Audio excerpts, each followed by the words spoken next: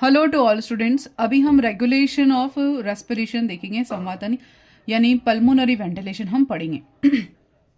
तो बॉडी के टिश्यू की डिमांड के अकॉर्डिंग मानव में श्वसन लय यानी जो रेस्पिरेटरी रिदम है उसका बैलेंस और रेस्पिरेशन को स्थिर रखने के लिए उनकी इनकैपेसिटी होती है। तो वो कौन करता है ये नियमन? ये तंत्रिका तंत्र या नर्वस सिस्टम के द्वारा इसका रेगुलेशन होता है रेस्पिरेशन का। तो रेस्पिरेटरी 3 सेंटर होते हैं यहाँ पर। एक तो होता है रेस्पिरेटरी रिदम सेंटर जो कि कहाँ होता है? मेडुला ऑब्लोंगेटा में होता है। इसको श्वसन लय केंद्र कहते हैं। फिर दूसरा होता है न्यूमोटैक्सिक सेंटर जो किसके लिए रिस्पॉन्सिबल है? कहाँ होता है? पोन्स वेरोलाई में होता है और वही श्वसन के लिए लय केंद्र को संदमित करता है, यानी एक्सेलेशन के लिए रिदमिक सेंटर को ये एक्सेलेशन के लिए इसको स्टिमुलेट करेगा या सप्रेस करेगा। फिर होता है कीमोसेंसिटिव एरिया। तो 3 यहाँ पर रिदम, एक तो होता है 3 सेंटर होते हैं। सबसे पहले इसके बारे में देखते हैं रेस्पिरेटरी रिदम सेंटर। यह केंद्र मस्तिष्क के ब्रेन के मेडुला ऑब्लोंगेटा में प्रेजेंट होता है और श्वसन की गतिविधियों को नियमित करने का मुख्य केंद्र है। यानी रेस्पिरेटरी सेंटर को या रेस्पिरेटरी मैकेनिज्म को या प्रोसेस को रेगुलेट करने के लिए कौन रिस्पॉन्सिबल है? रेस्पिरेटरी रिदम सेंटर होता है। दूसरा अपने पास है न्यूमोटैक्सिक सेंटर। यह कहाँ होता है? ब्रेन के पोन्स वेरिलाई एरिया में पाया जाता है। यह केंद्र श्वसन लय केंद्र के कार्यों में सुधार करता है। यानी ये जो होता है न्यूमोटैक्सिक सेंटर, ये किसके ऊपर रेगुलेट करेगा? ये इसको रेगुलेट करेगा, इसके ऊपर नजर रखेगा। और यह केंद्र अंतः श्वसन की अवधि को प्रभावित करके श्वसन दर को प्रभावित करता है। यानी इंस्पायरेशन के लिए कौन रिस्पॉन्सिबल है? इंस्पायरेशन के लिए कौन रिस्पॉन्सिबल है? न्यूमोटैक्सिक सेंटर रिस्पॉन्सिबल है। ये बहिश्वसन के लिए लय केंद्र को संदमित करेगा, यानी कि एक सांस को बाहर निकालने के लिए इनहेल को स्टॉप करना पड़ेगा। तो इनहेल को रोकने के लिए ये किसको स्टिमुलेट करेगा, रेगुलेट करेगा, जैसे इनहेल रुकेगा। और एक्सलेशन के लिए ये रिस्पॉन्सिबल है न्यूमोटैक्सिक सेंटर। यानी क्या करेगा? अंतः श्वसन की अवधि को प्रभावित करके श्वसन दर को प्रभावित करेगा। इसको हम एपनियोस्टिक सेंटर भी कहते हैं। एपनियोस्टिक सेंटर या ये मेडुला को वापस ऑन करने का काम करेगा। कौन? पोन्स वेरुलाई मेडुला को वापस ऑन करेगा। अब देखते हैं नेक्स्ट, इसके बारे में देखेंगे, रिवीजन है ये सिर्फ। फिर है कीमोटैक्सिक सेंटर। तीसरा है अपने पास कीमोटैक्सिक सेंटर। श्वसन लय केंद्र यानी जो रेस्पिरेटरी रिदम सेंटर है उसके पास कीमोटैक्सिक सेंटर भी पाया जाता है। यह क्या करता है? रसो संवेदी क्षेत्र या कीमोटैक्सिक सेंटर क्या करेगा?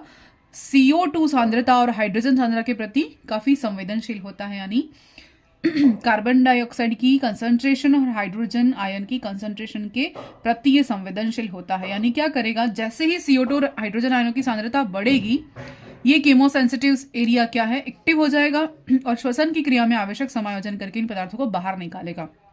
यानी जैसे धुआं उठता है और अलार्म बजता है, वैसे ही CO2 और हाइड्रोजन के आयन की कंसंट्रेशन अगर बढ़ गई तो ये किसको सेंसिटिव करेंगे, किसको स्टिमुलेट करेंगे?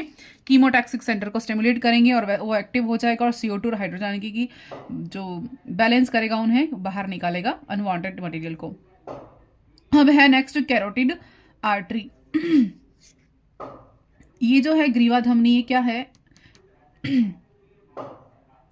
एओर्टिक आर्क या महाधमनी चाप में स्थित रेस्पिरेटरी सेंटर हाइड्रोजन आयन सांद्रता और CO2 के प्रति संवेदनशीलता होती है, जो श्वसन लय केंद्र को इन पदार्थों को बाहर निकालने के लिए सिग्नल देते हैं। क्या कह रहे हैं कि कहाँ पर उपस्थित होती है? इनके लिए ग्राही कहाँ है? ये जो है ना कीमोटैक्सिक सेंटर, इनके लिए ग्राही कहाँ प्रेजेंट होते हैं? कैरोटिड आर्टरी में प्रेजेंट होते हैं, ग्रीवा धमनी में प्रेजेंट होते हैं। और एओर्टिक आर्क में क्या प्रेजेंट होता है? रिसेप्टर प्रेजेंट होते हैं जो हाइड्रोजन आयन की सांद्रता और CO2 के लिए ये संवेदनशील होते हैं, सेंसिटिव होते हैं। यानी इन दोनों की मात्रा बढ़ते ही ये क्या करेंगे? स्टिमुलेट हो जाएंगे और जो श्वसन लय केंद्र को यानी कि रेस्पिरेटरी रिदम सेंटर है, इनको बाहर निकालने के लिए सिग्नल देंगे कि अब इन्हें कहेंगे इनको बाहर निकालना है CO2 और हाइड्रोजन को। ये ध्यान में रखना है, इंपॉर्टेंट है। फिर है ऑक्सीजन की श्वसन नियमन में भूमिका नहीं होती, यानी रेस्पिरेटरी रेगुलेशन में ऑक्सीजन का कोई काम नहीं होता, सिर्फ सामान्य अवस्था में नहीं होता। ठीक है, ऑक्सीजन की श्वसन नियमन में कोई भूमिका नहीं होती, स्टेटमेंट याद रखना है। यानी रेस्पिरेशन को रेगुलेट करने के लिए ऑक्सीजन का कोई रोल नहीं है, CO2 का और हाइड्रोजन आयन का रोल है, ये दोनों मिलकर ही रेगुलेशन करेंगे। फिर देखते हैं डिसऑर्डर्स, ये अपना लगभग कंप्लीट हो रहा है, कुछ डिसऑर्डर्स पढ़ लेते हैं, जिससे सबसे पहले है ब्रोंकाइटिस। ब्रोंकाइटिस क्या होता है? ब्रोंकाई में इन्फ्लामेशन हो जाता है, शोथ उत्पन्न होता है, जलन होती है, और ब्रोंकाई में जलन होती है, ये क्या कही जाती है? ब्रोंकाइटिस कही जाती है डिजीज। दूसरा है एस्थेमा। अस्थमा क्या होता है? ब्रोंकाई और ब्रोंकियोल्स में शोथ उत्पन्न करता है और श्वास में तकलीफ होती है। ये ब्रोंकी और ब्रोंकियोल्स दोनों में अगर इन्फ्लामेशन हो जाए, सूजन आ जाए, तो अस्थमा डिजीज होती है। फिर है एम्फीजमा या वातस्फीति कहते हैं इसको। एलर्जी के कारण अस्थमा होता है और इस रोग में कोशिकाओं की भित्तियां जो होती हैं डैमेज हो जाती हैं। एलर्जी के कारण अस्थमा होता है, उस रोग में क्या होता है? एलर्जी के कारण अस्थमा, एम्फीजमा में एलर्जी के कारण अस्थमा होता है, इस रोग में कोशिकाओं की भित्तियां डैमेज हो जाती हैं और श्वसन क्षेत्रफल कम हो जाता है, जिससे सांस लेने में तकलीफ होती है। और ये डिजीज क्यों होती है? अत्यधिक सिगरेट पीने से होती है। फिर है ऑक्यूपेशनल डिसऑर्डर।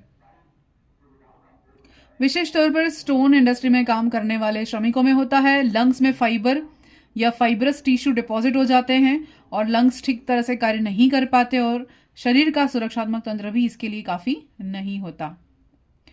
अब है नेक्स्ट देखते हैं बोहर इफेक्ट देखेंगे, क्लोराइड शिफ्ट। वो वैसे तो ये आता है सर्कुलेटरी सिस्टम के साथ हम पढ़ते हैं, फिर भी यहाँ पर देख लेते हैं क्या है। P50 वैल्यू जो होती है, मतलब कि ऑक्सीजन का आंशिक दाब वह दाब है जिस पर 50% जो है ऑक्सीमोग्लोबिन संतृप्त हो, और P50 लगभग कितना होता है? 30 mmHg होता है। और P50 लगभग 20 mmHg होता है, ऑक्सीमोग्लोबिन की बंधुता अधिक होती है। और P50 किसके व्युत्क्रमानुपाती है? HBO2 की बंधुता के व्युत्क्रमानुपाती है। ये ऑक्सीजन वियोजन का सिस्टम यहाँ पर देख रहे हैं। अब यहाँ पर एक और टर्म देखते हैं, वयस्क में हीमोग्लोबिन और भ्रूण में हीमोग्लोबिन में देखते हैं। इनमें कितनी हीमोग्लोबिन की 2 चेन पाई जाती हैं, 2 अल्फा चेन और बीटा चेन।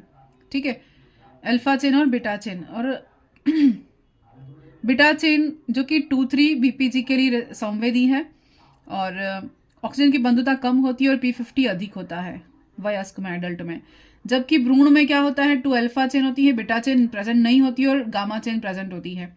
तो अल्फा चेन 2,3 BPG के लिए संवेदी नहीं होता है यहाँ पर बीटा चेन संवेदी नहीं होती, यहाँ पर अल्फा चेन संवेदी नहीं होता, ऑक्सीजन बंधुता अधिक होती है और P50 कम होता है। इसलिए बच्चों में श्वसन दर अधिक होती है, बच्चे जल्दी जल्दी सांस लेते हैं। अब देखते हैं हेल्डन इफेक्ट। हेल्डन इफेक्ट क्या होता है? कार्बोनेट आयन से CO2 को निष्कासित करने के लिए HBO2 स्ट्रॉन्ग अम्ल के रूप में कार्य करता है और हाइड्रोजन दाता के रूप में कार्य करता है। कहाँ पर? कोशिकाओं में। क्योंकि कोशिकाओं से क्या करना है? हमें CO2 बाहर निकालनी है। तो CO2 किस रूप में आई है? यहाँ तक कार्बोनेट आयन के रूप में आई थी। हमने देखा था कार्बोनेट आयन, कार्बनिक आयन से जब वियोजन हुआ, हाइड्रोजन अलग हुआ, तो कार्बोनेट आयन के फॉर्म में आया और कार्बोनेट आयन से CO2 अलग करने के लिए HBO2 जो है वो स्ट्रॉन्ग अम्ल के रूप में कार्य करता है। हमारे शरीर में सबसे तेज काम करने वाला जो एंजाइम है वो कौन है? कार्बनिक एनहाइड्रेस। भी एग्जाम में आ सकता है। अधिक मात्रा में RBC में कुछ प्लाज्मा में प्रेजेंट होता है। कौन? कार्बनिक एनहाइड्रेस। पहले भी देख चुके हैं हम। अब फिर है संवातन का नियमन। श्वसन लय केंद्र का रेगुलेशन कैसे होगा? अब देखते हैं। ये है न्यूमेटॉक्सिक सेंटर और ये है एपियोनिस्टिक सेंटर। न्यूमेटिक सेंटर क्या होता है? कहाँ पर प्रेजेंट है? पोन्स में प्रेजेंट है।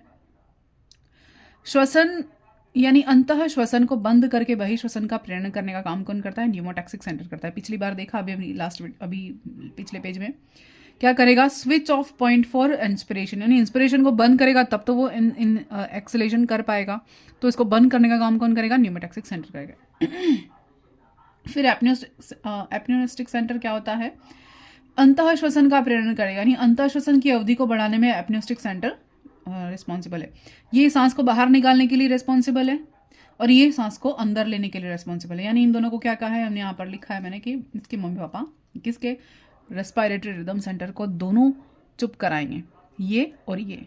जब सांस लेनी होगी तब ये, सांस छोड़नी होगी तब ये एक्टिव हो जाएगा। ठीक है।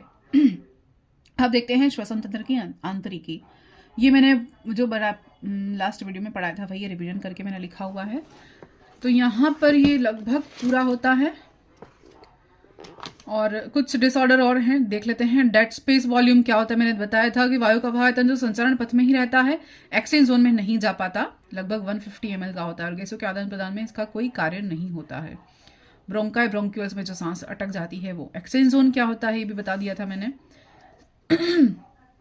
अब रोग में COPD, ये क्रॉनिक ऑब्स्ट्रक्टिव पल्मोनरी डिसऑर्डर, ये अस्थमा, एम्फिज्मा, ब्रोंकी ये देख लिया है, फिर ORD भी देख लिया है, अस्थमा भी देख ली है, ब्रोंकियो एम्फिज्मा सब ये हमने देख लिया है, मैंने डबल लिखा हुआ है। ये पूरी प्रोसेस हम पढ़ चुके हैं। तो ये पूरा रेस्पिरेशन सेंटर कंप्लीट होता है। अब नेक्स्ट हम सर्कुलेटरी सिस्टम या डाइजेस्टिव सिस्टम हम शुरू करेंगे। Thank you.